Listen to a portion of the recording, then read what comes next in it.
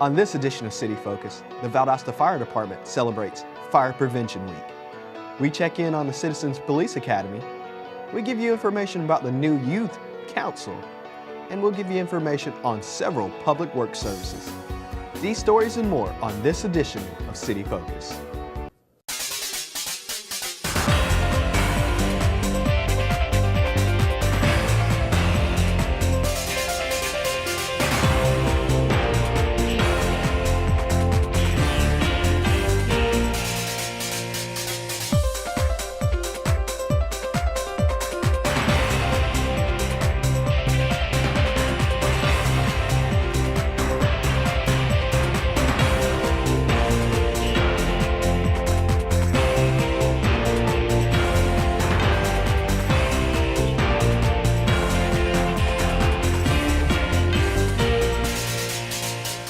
Hello, I'm Marcus Meconico, the media coordinator for the City of Valdosta, and this is City Focus, your source for information for what's happening in your city.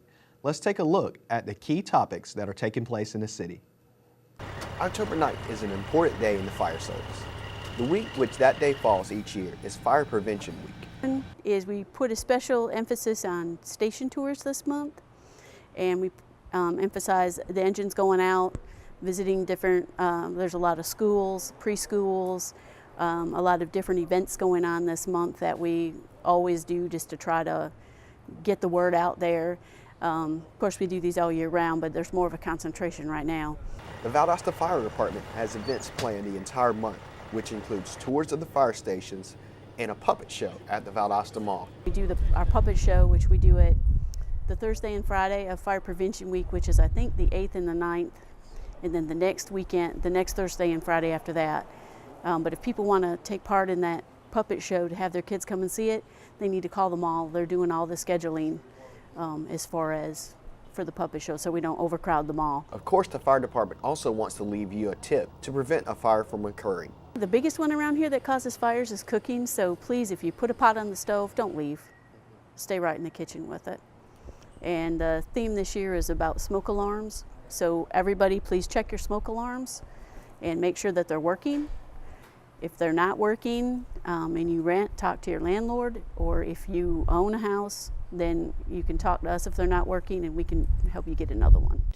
For more information on tours and events, contact the Valdosta Fire Department at 229-333-1836.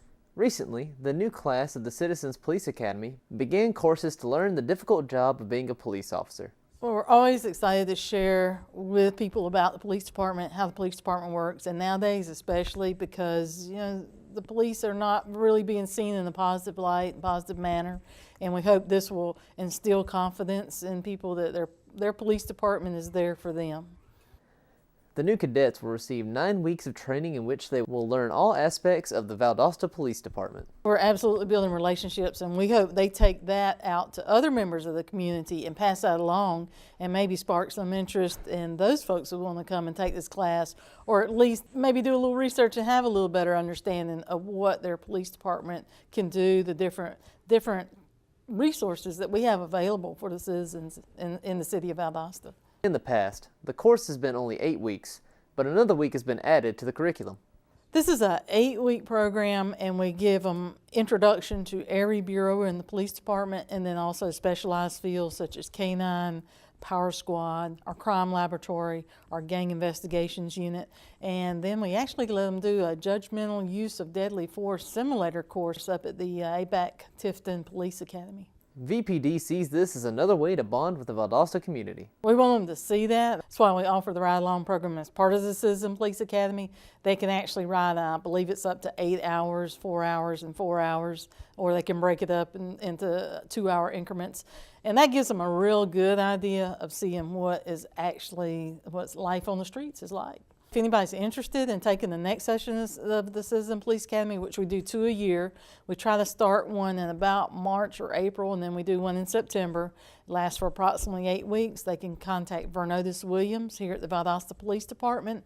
His cell number is 229-292-7785. A new Valdosta Youth Council, initiated by Mayor John Gale and approved by the Valdosta City Council, seeks to inspire local 7th and 8th grade students. They're going to elect their own mayor and who will lead their meetings, and yes, they'll have sessions just like we do. And so what they're going to do is they're going to meet an hour before the city council meetings, and then they'll stay for our meetings, and so they'll see how we act, and we'll be able to see how they act. The Youth Council will meet just like the adult version City Council to discuss issues concerning the city. They will also meet with city officials to learn different aspects of local government. Put together this Youth Council, and we're in the process now of selecting youth that will be a part of this. We're going to have 12 to 15, and what we'll do is mentor them, the council and myself and other staff members, and we will teach them, about city government. Mayor John Gale hopes to inspire the next generation who will one day lead the city of Valdosta. And then next year we hope to expand it a little bit, but it's basically a learning process for them, and to hopefully maybe increase their interest, and maybe they might want to get into a government job or either a political job later on in their life. For more information, contact City Clerk Teresa Bolden at 229-259-3505 or Public Information Office Samantha Matthews at 229-259-3548. The Valdosta Police Department is looking for support with their Shop with a Cop program. This program started when we started noticing during the holiday season that there was a lot of kids that seemed to be left out or didn't get anything. Also during that time we noticed there was a lot of burglaries being involved where toys was the main thing that was taken. So officers got together and tried to think, what way can we do to help the community, to help kids? Let them know that we're here for you. Call on us and we'll help you out. What better way than the Shop with a Cop program? This is the department's 11th annual Shop with a Cop event.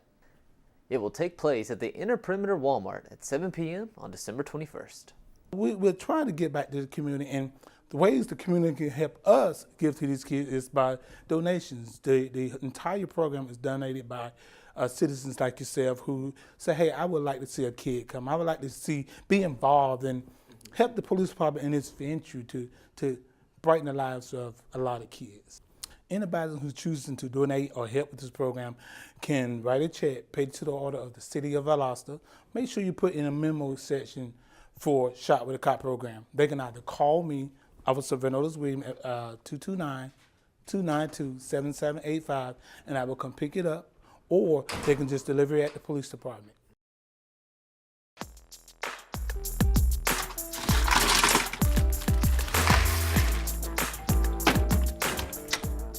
Thank you.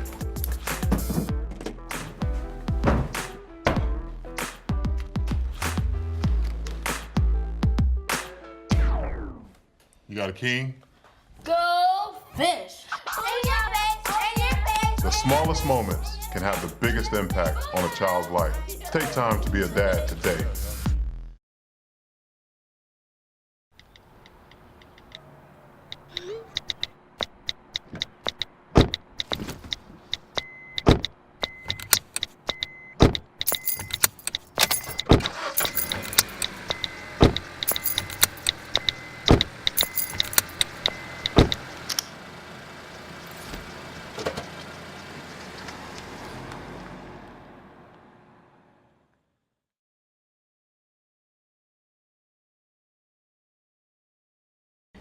Recently, the mayor and city council were given a tour to see the progress that has been made on the new wastewater treatment plant, along with the force main project. Prior to 2009, the city was planning on modernizing that plant, and then the flood of 2009 hit, which made us take a completely different approach. Then we had to actually buy property and relocate the plant to an elevation 60 feet higher to get it out of the floodplain because of the flood that occurred. And then we were also having issues with manholes, so that was the reason we were doing the force main project. So what this does is take care of all those needs at one time through two major projects. It really positioned the city to be prepared for the next 20 to 50 years to serve our community for economic development and growth, and just to have a state-of-the-art system.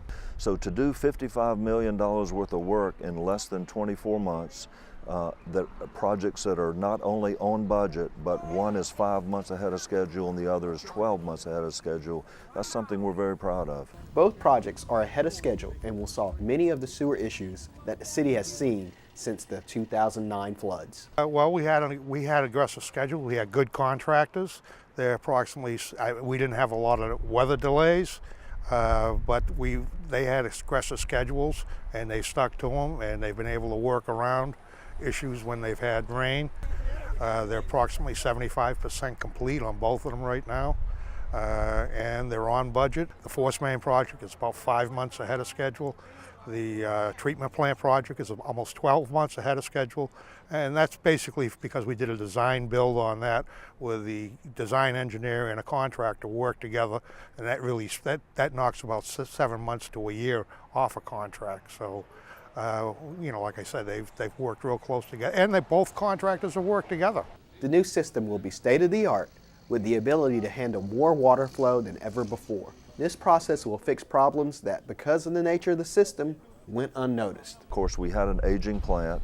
We had primarily a gravity flow system with pipes that were quite old. So it really modernizes the system. It prepares us for the future. It eliminates some Achilles heels that we had. And the force main now, that system is under pressure. We have pump stations now that can handle 36 million gallons of inflow if we were to receive that. We have a plant now that can handle 32 million gallons daily, whereas the old plant could handle 12 million. So not only does it address the current needs and make our community environmentally safe, it really prepares us for the future, for economic development, for growth and industry who now can come here and know we have ample resources to serve them. You look at a system, you have over 300 miles of lines, all of them in the ground, all of them built at different times. You can't always readily see their condition because some are 30 feet, 40 feet deep in the ground. So things happen over time that you must address. And so part of this is normal aging. Part of this was the catastrophic effects of the flood. The flood not only damaged the plant, it damaged the collection system. You see a road that has a pothole, you see it, you repair it. You can't see pipes that are 30 or 40 deep in the ground and see the condition of them. So we spent a lot of money to do smoke testing, to do televising of those lines, to see inside of those lines. Now, we can make strategic investments. You can't replace everything. You can't replace 300 miles of lines. So what we're doing now is identifying those areas that need to be replaced, and doing that either through innovative ways like what's called slip lining, putting a line over a line, or replacement where it needs to be. So it's a very deliberate process. It's a very expensive process, but we feel good about where we are. One thing for sure is that the mayor and city council all appreciate the support the community has given them on these projects. And our community has received it very well. They understand the issues that we face. They obviously understand the need to have wastewater treatment services. It's a basic service that's required for health and safety. And I think we've done a good job of educating the public, but our public has really stepped up and supported us. In fact, they overwhelmingly passed a SPLOST referendum which dedicated the money to address these issues. And as you saw today, even going through neighborhoods, they've accepted the fact that it's a necessary improvement, and I think people have been really good to receive it and understand it. For more information on these projects, contact the Utilities Department at 229-259-3592.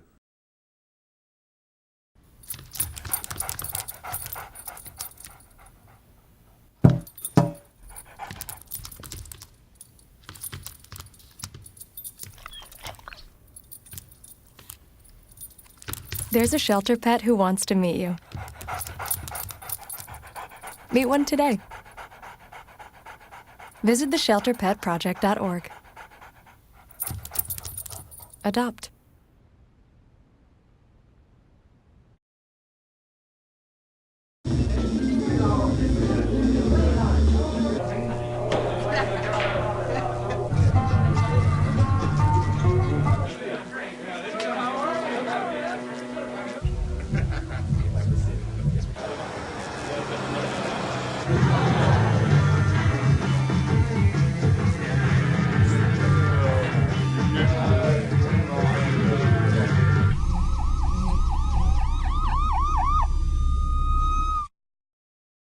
The Public Works Division provides services to citizens and businesses in more ways than just picking up their trash. We had a large request for 40 yards from the commercial side of things. The need for it has increased. Over the past years, once everyone found out that we did offer this service, everyone was coming, and starting to request more. So it's generating more and more every day. These services are all provided to serve the needs of local businesses and citizens alike. Residents or any businesses or outside contractors doing any work inside the city limits. We have some businesses that won't require such a can of this size. What we'll do is we'll offer a 96-gallon container. With 40 new 40-yard roll-offs, the area is just expanding to better serve the customer. Okay, just besides the roll-off division, we have commercial, which you'll see here. We have the 4-yard containers. We have them from 4-yard, 6-yard, and 8-yard capacity. And that is like for our commercial businesses. And then on top of that, we have the blue ones for recycle, like all the office papers, white papers, their drinking bottles. It's all mixed together. It's single stream. Call our front office, our customer service office at 229-259-3588, and she'll, run down all of our competitive prices and everything for them. It's time to clean out the closet of all the worthless electronics that you no longer have use for. If you have old electronics lying around, now you can finally get rid of them. The Fall Electronic Recycling event will be held Saturday, November 14th from 9 to 1 at Mathis Auditorium. The City of Valdosta is partnering with Keep Lowndes Valdosta Beautiful to give residents a safe way to dispose of their old electronic devices. Old computers, cell phones, stereos, and cabling are all accepted. For more information on the electronic recycling event or how you can volunteer to help, contact Public Works at 229-671-3640. Metro 17 wants all citizens to make their voices heard in this year's election. The last day to register to vote for this fall's general election is approaching fast. October 5th is the last day citizens can register to be eligible to vote in this year's election. Advanced voting will be October 12th through 16th from 8 to 5, October 29th through 23rd, 8 to 5, and October 26th through the 30th from 7 to 7. All advanced voting will take place at the election office at 2808 North Oak Street. The last day to vote is November 3rd from 7 to 7 at your assigned precinct. The City of Valdosta has 5 elected seats open in this year's election, including Mayor, District 1, 3, 5, and City Council at Large. For more information, contact the Lowndes County Board of Elections at 229-671-2850. Citizens seeking a rewarding public service role in the community are encouraged to apply for the 9 positions currently vacant in the city's boards, commissions, authorities, or advisory committees. The mayor and city council will evaluate the applicants and appoint individuals to the vacancies at the November 5th city council meeting. Interested citizens have until October 28th to apply for the following positions: Valdosta Lowndes County Parks and Recreation Authority, 1 seat. Central Valdosta Development Authority / Downtown Development Authority, 3 seats. Valdosta Housing Authority, 1 seat. Valdosta Lowndes County Conference Center and Tourism Authority, 1 seat. Valdosta Lowndes County Development Authority, 1 seat. Valdosta Tree Commission, 1 seat.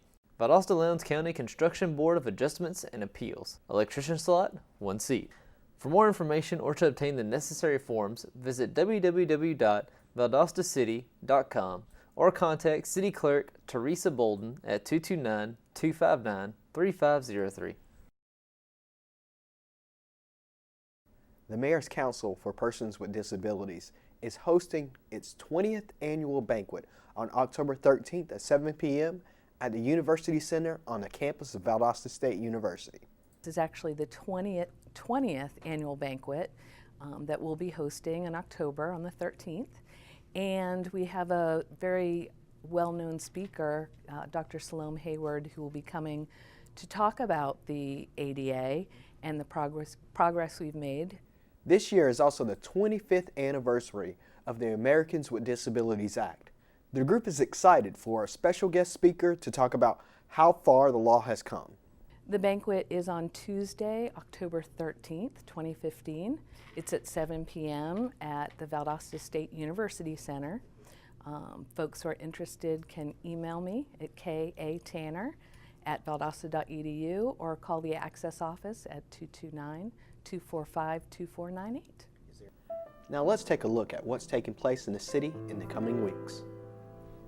October 1st, the City of Valdosta will begin observing National Community Planning Month. This year's theme is Healthy Communities, Healthy People, which encourages the community to stay healthy by riding a bike or taking a walk through your neighborhood. October 2nd, First Friday in downtown Valdosta. October 3rd, KLVB's Rivers Alive Cleanup. To volunteer, contact Aaron Strickland at 229-671-3698. October 5th, Historic Preservation Commission in City Hall Annex Multipurpose Room at 5:30. October 5th, last day to register and be eligible to vote in the November 3rd elections. October 6th, Zoning Board of Appeals, 2:30 in the Multipurpose Room. October 6th, City Council Work Session, 5:30 in Council Chambers. October 8th, City Council Meeting, 5:30 in Council Chambers. October 12th, advanced voting for general election begins. October 19th, KLVB Board Meeting at 5:30 in City Hall's Annex Multipurpose Room. October 22nd, City Council Meeting in Council Chambers. This will also be the meeting in which Youth Council will be sworn in. October 24th, KLVB's Make a Difference Day. To volunteer, contact Aaron Strickland at 229-671-3698. October 26th, Greater Lowndes Planning Commission, 5:30 at the South Health District Administration Office. To stay informed of what's happening in the city, sign up for the weekly e-news blast at valdostacity.com/public information or call Public Information Officer Samantha Matthews at 229-259-3548. Earlier in the show, we told you about Youth Council, but we want to also remind our citizens that they are always invited to attend our regular City Council meetings. The Mayor and Council believe that local government works best when citizens are involved. City Council meetings are held on the first and third Thursday after the first Sunday of each month. All council meetings are held in council chambers on the second floor of City Hall. We look forward to seeing you there. This concludes another edition of City Focus. Be sure to visit our website at valdostacity.com/Metro17. Like us on Facebook, Valdosta City Without Limits. Follow us on Twitter at City of Valdosta, and subscribe to our YouTube channel, Metro 17 Valdosta, to see past shows and stories. Thanks for watching, and we'll see you here next time on City Focus.